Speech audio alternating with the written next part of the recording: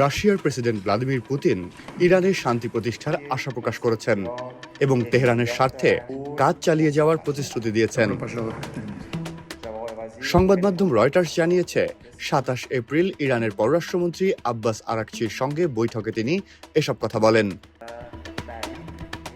বৈঠকে পুতিন বলেন, রাশিয়া আশা করে ইরানের জনগণ বর্তমান কঠিন সময় অতিক্রম করে শীঘ্রই স্থিতিশীলতা ও শান্তি ফিরে পাবে।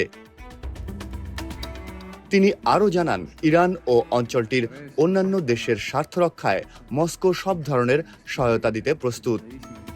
মস্কো আশা করে ইরানের জনগণ এই কঠিন পরীক্ষার সময় পার করবে এবং দেশে শান্তি প্রতিষ্ঠিত হবে।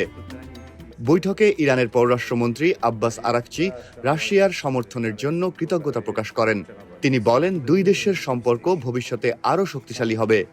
একই সঙ্গে তিনি দাবি করেন, ইরান যুক্তরাষ্ট্রের চাপ ও আগ্রাসনের বিরুদ্ধে প্রতিরোধ অব্যাহত রাখবে। আরাকচি বলেন, বিশ্ব দেখেছে ইরানের জনগণ সাহস ও প্রতিরোধের মাধ্যমে যুক্তরাষ্ট্রের হামলা মোকাবিলা করতে সক্ষম হয়েছে। তারা বিশ্বাস করে এই সময়ও তারা অতিক্রম করবে।